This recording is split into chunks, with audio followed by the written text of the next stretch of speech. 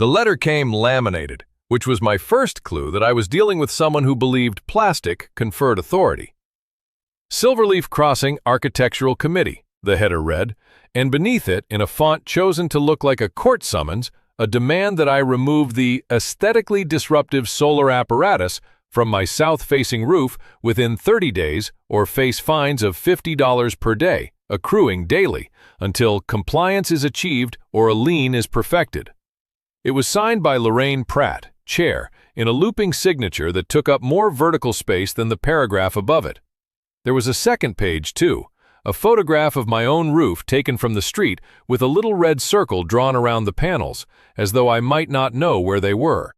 I read the whole thing twice at my kitchen table, set down my coffee, and felt something I hadn't felt in a while at home, which was the quiet professional pleasure of watching a stranger confidently step on a rake in the dark. My name is Marcus Hale. For 22 years, I have practiced energy and utility regulatory law, which means I have spent the better part of my adult life standing in front of state commissions, arguing about interconnection standards, net metering, and the precise statutory conditions under which a homeowners association may or may not tell a man what to do with sunlight. I have written briefs on this exact subject that were later cited by people who bill more than I do.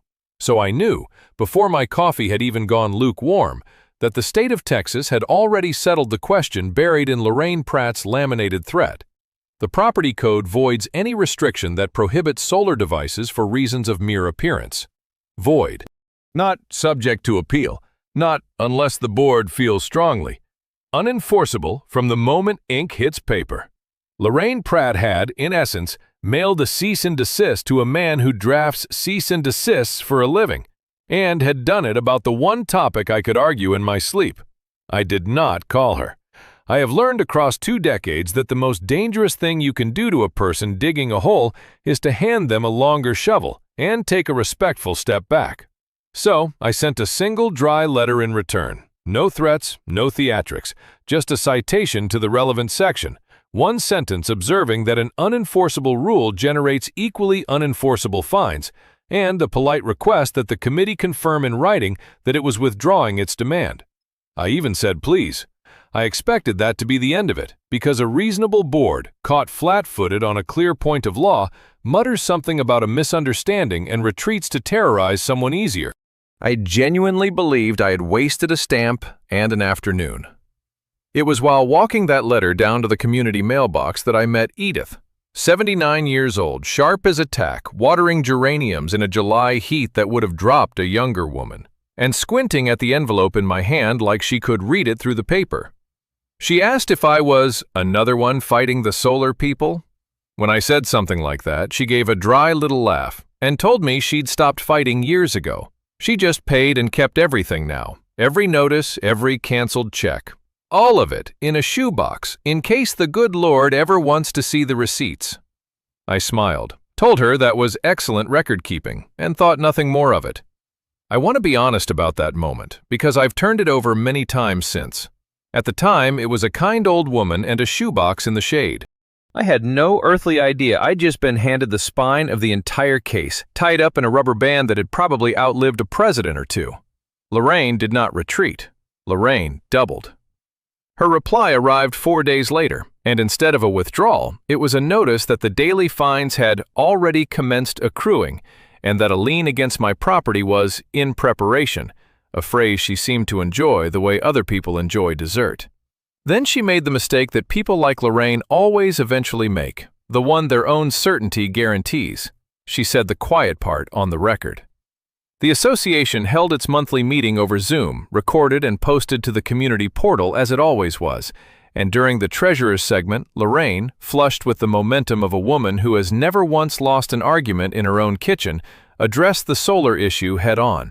"These compliance fines," she said, "have funded neighborhood improvements for years, and not one owner in all that time has ever successfully challenged them."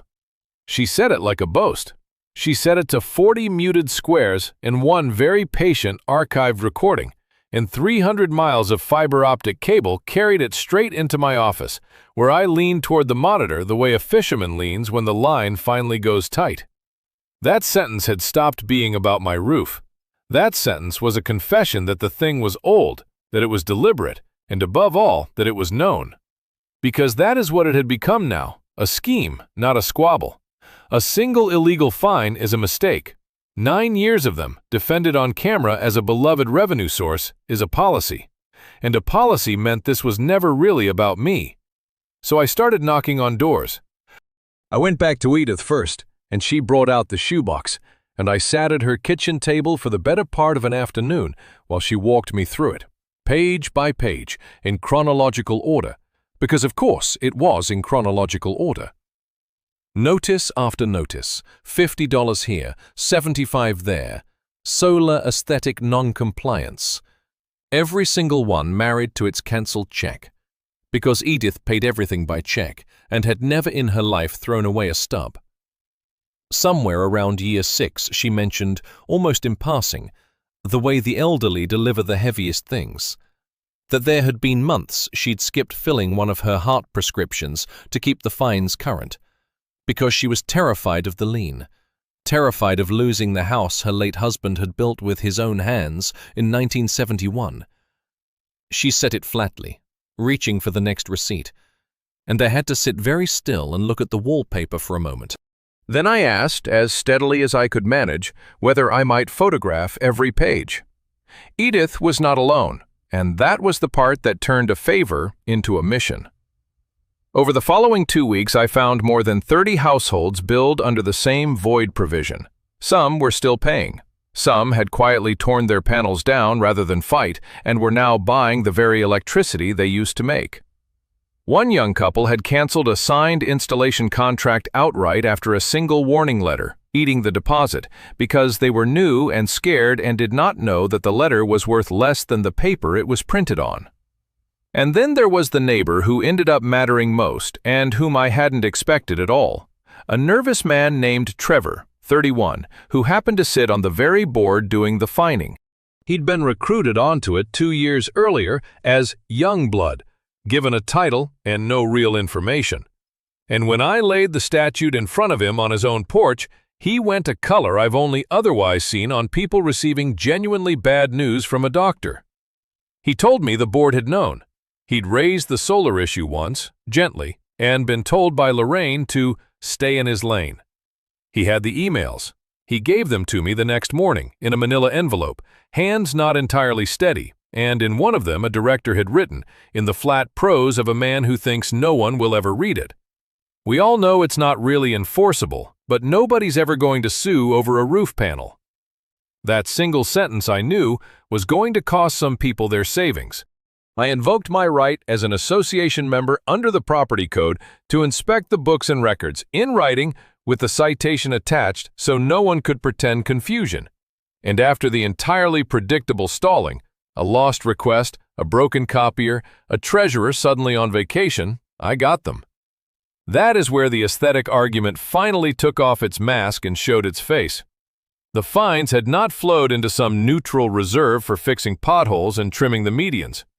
A substantial slice had gone to board member education stipends, which is a decorative phrase for money the directors paid to themselves, and to a landscaping contract awarded without competitive bid to a company whose registered agent shared Lorraine Pratt's surname and, as I later confirmed, her Thanksgiving table.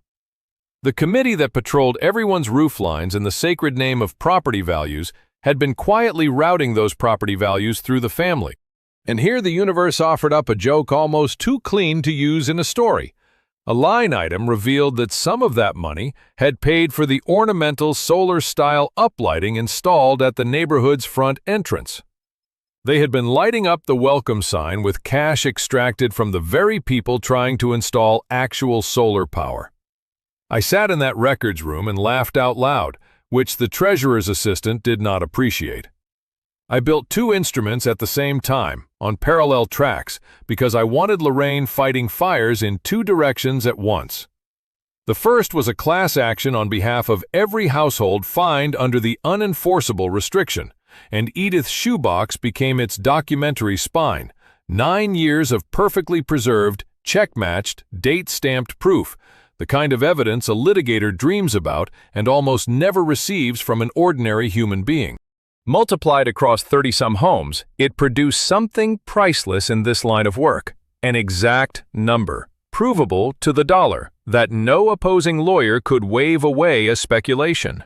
The second instrument was a complaint to the Consumer Protection Division of the State Attorney General's Office, framed under the Texas Deceptive Trade Practices Act. Because collecting money under a rule you are legally charged with knowing is void is not a filing error. It is a deceptive practice, and that statute carries teeth, opening the door to multiplied damages for knowing conduct. And the piece that would keep Lorraine awake at 3 in the morning came straight out of her own books. When a board interprets the rules in a way that enriches itself, it forfeits the protection that ordinarily shields directors acting in good faith. Self-dealing is the magic phrase that transforms "the association will pay" into "you personally will pay" out of the account with your name on it. Trevor's emails proved the good faith had never existed. The books proved where the money went. The statute proved it should never have been collected. I had a triangle, and every corner was load-bearing. Lorraine, sensing pressure but badly misreading its shape, did exactly what a cornered board does. She went after the weakest link she could see. Edith received a fresh notice threatening to accelerate her lien, a naked attempt to frighten a 79-year-old widow out of the case. Lorraine leaned on other neighbors, reminding them warmly who approved their fence variances and their exterior paint colors. She circulated a mass email recasting me as a litigious crank nursing a personal grudge over a rooftop. And then, fatally, she convened an emergency session to rewrite the architectural guidelines retroactively, inserting language she imagined might paper over 9 years of void fines, and the board began tidying its older records in the same week it learned an investigator was asking questions. I almost felt something for whichever staffer got handed the shredding, except that a board scrubbing its files the very month it discovers it's under scrutiny isn't hiding the evidence so much as drawing a large arrow pointing directly at it. Spoliation, we call that. It is the legal equivalent of being caught trying to swallow the murder weapon while the officer watches. It never reached a courtroom, and it was never going to, because Lorraine had already lost every fight that counted before any judge could be bothered to take the bench. The void statute meant every solar fine had been unlawful from its first day of existence. Her own recorded boast, sitting cheerfully on the community portal, established that the board had acted knowingly and for years, which vaporized any claim of innocent mistake and unlocked the director's personal liability. Trevor's manila envelope removed the last shred of deniability, and Edith's shoebox, multiplied 30-fold, delivered the number. Faced with a class action and a state consumer protection inquiry advancing in lockstep, with personal assets suddenly on the table and an investigator seating the treasurer in a small room with hard chairs, the association's insurer and its increasingly damp-collared lawyers did the arithmetic and reached for the only door left unlocked. They settled, on terms that read less like a negotiation and more like a formal surrender, bundled with an assurance of voluntary compliance filed with the state so the Attorney General could go home.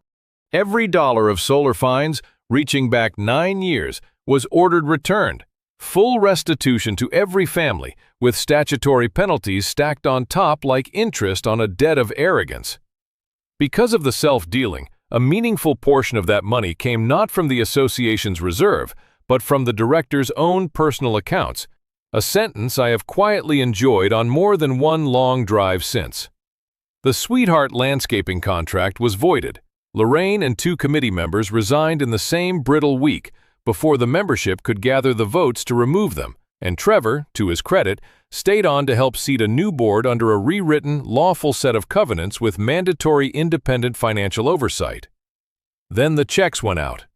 Edith got back every cent of 9 years, penalties included, a sum large enough that when she telephoned to tell me, her voice did something over the line that I am not going to try to put into words. She told me she intended to fill every prescription she had ever skipped and put the rest toward a new roof, solar included, naturally, now that not one soul on this earth could say a word about it. I never gloated to Lorraine. I never spoke to her again at all. I simply drove down our street one evening that spring, past 3 fresh installations going up on roofs that had been bare a month earlier, past the entrance sign still glowing with its ill-gotten little lights, and decided that was more than enough.